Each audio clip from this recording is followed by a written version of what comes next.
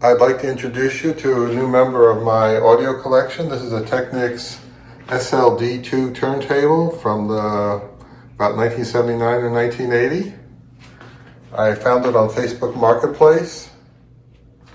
The seller was a gentleman who was trying to sell an old Technics AV receiver that I had no interest in, but I noticed there was a couple boxes of records in the photograph.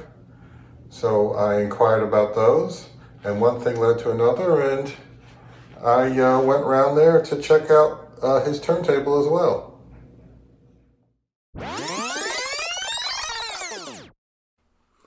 I paid $30 for it and also another $20 for a small stack of LPs. It's in pretty decent condition, it's fully functional, but comes with a very common issue: broken hinge tabs on the dust cover. I didn't think that the Audio-Technica cartridge was anything special, primarily because I couldn't read its model number until I got home. And the mat was also a concern, as you will see later. So we took out a couple boxes of records and I went through it, and I picked up these mostly classic rock albums from the 70s. Pretty good. Some were in crappy condition, some were in pretty decent condition, but I'm happy with them. I paid about $1 each, and I'm pleased. One of the first things I did when I got home, I looked up the cartridge, and it turned out to be a Audio-Technica AT777, and I said, well, I've never heard of that one. And I found out it's actually a renamed AT12S or SA. I didn't determine it, but I think it's a 12S, which is a really nice cartridge with a Shibata stylus on it. And it sounds fantastic, and right now it's the best cartridge I got. Might be worth maybe $150, $200. So I'm very excited by this. This was well worth the trip for sure. One thing I discovered: when you buy an old used turntable, sometimes they throw in some amazing cartridges and they don't even know it. And this was a great deal, and I'm very happy with it. And I'm very happy that the stylus appears to be in good condition because it sounds amazing. Why am I getting so excited about a little phono cartridge? Well, above anything else, the phono cartridge has the most significant effect on how good or bad your record collection will sound through your hi-fi. Due to its relatively small size and the general lack of understanding of their sonic impact in a turntable-based system, you could say that it's often the most overlooked component. Obviously, all the parts in your turntable matter, but not nearly as much as the cartridge. The turntable should be well designed with good isolation from unwanted vibrations. The motor needs to spin the platter steadily and accurately at the correct RPM. The tone arm's job is to support the cartridge properly so that the stylus rides at the optimum angle in the center of the record groove with the correct amount of downward and side-to-side forces. The first phono cartridges started appearing in the 1920s. Those phonographs used steel needles that required replacement after every record side. They were quite heavy and crude with large magnets and were quickly worn down by the abrasive shellac RPM discs. They were replaced in the 1940s by much improved and lighter mechanical piezoelectric crystal and ceramic models that started using improved materials like sapphire and diamond-tipped styli. Moving magnet cartridges began selling in the early 50s and were quickly adopted by audiophiles due to their far superior fidelity and reduced record wear. The magnetic basic design became the default standard and is still the most popular today. I removed the platter thing here, the mat, and then it looked like somebody had spilled vegetable oil all over the top of the platter here. I was like, what the heck? There's a bunch of oil on there, and then the underside there was a bunch of oil. I said, is it the bearing, or what is going on with this? So I was very puzzled by that, but I found out what it is in the end. And I also noticed that this mat is very stiff. It seems brittle. It's not rubbery, flexible like you expect. It's very, very stiff. I never had seen a mat quite this stiff before. The cartridge stylus is the part that actually goes down inside the microscopic record groove. There, it is very rapidly vibrated by the minute undulations of the groove walls as it travels over half a mile per record side. In a stereo recording, one side of the groove is for the right channel and the opposite side for the left. These complex vibrations travel from the stylus up to the cantilever into the body of the cartridge. There, the mechanical vibrations are turned into electrical signals.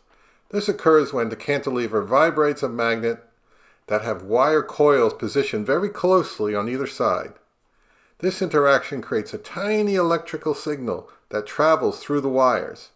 These wires are attached to the 4 pins on the back of the cartridge, right and left channels, positive and negative. The other main type of cartridge is called a moving coil. It works exactly how it sounds. The cantilever vibrates coils instead of magnets. This is thought to be, by many, as a superior design because the cantilever has only to vibrate some very lightweight coils rather than the more heavy magnets. This additional engineering makes them more sensitive and more responsive, but also more expensive.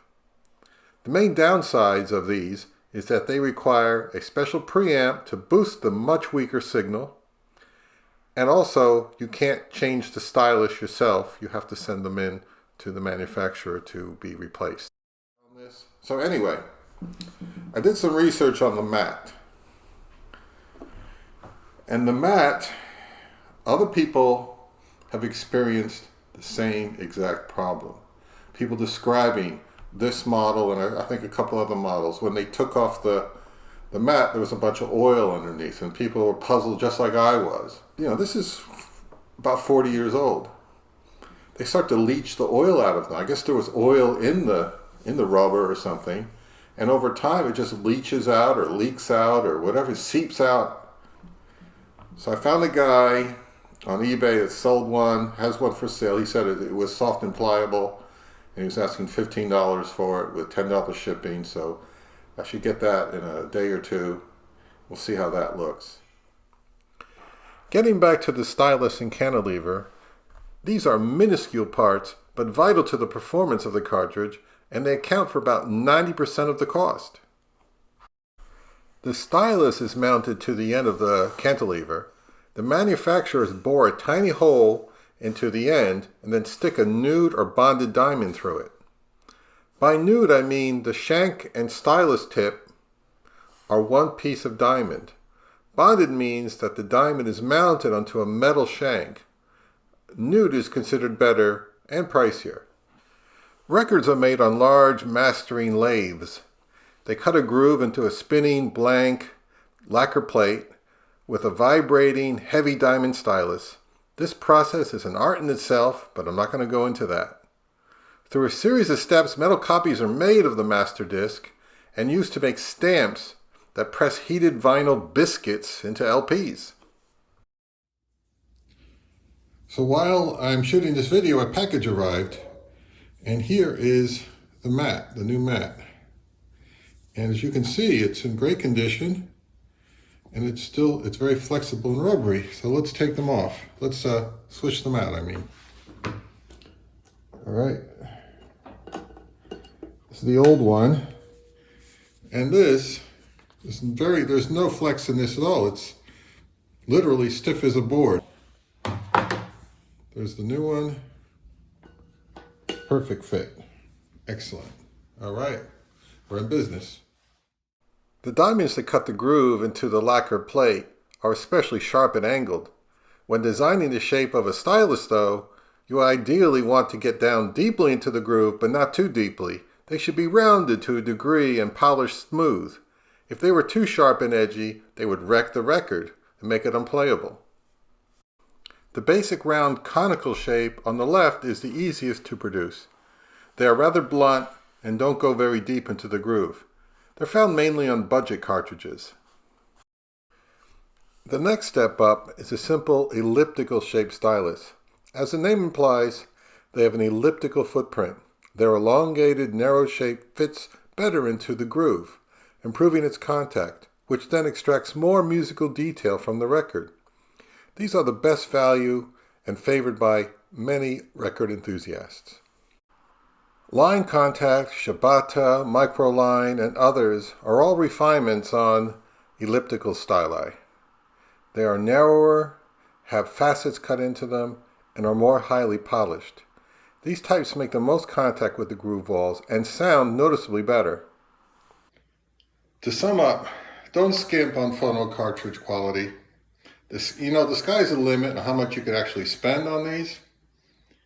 But I'm not sure there's any kind of rule of thumb as to turntable to cartridge price ratio.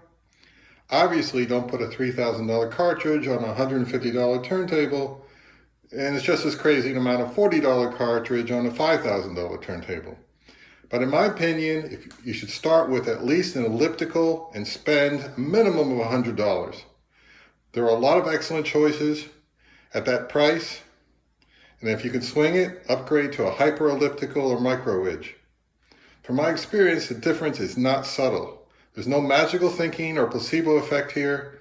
As long as the rest of your system is capable of reproducing the higher level of musical resolution, you will hear the improvement, and it will be money well spent. I'd like to end this by saying that I believe that $30 was a good price for that Technics turntable. However, when I factor in the additional funds that I had to invest in it later that week, and a nice cartridge that came with it, did I do well? Could you say I broke even? Yeah, maybe. I'm not even talking about a replacement dust cover yet. You could also look at it like this. I resurrected a nice little turntable that hadn't been used in a few years, that needed some TLC, and I will be using it in a second system in the house, and that will provide me with some pleasure, so I figure that I came out ahead.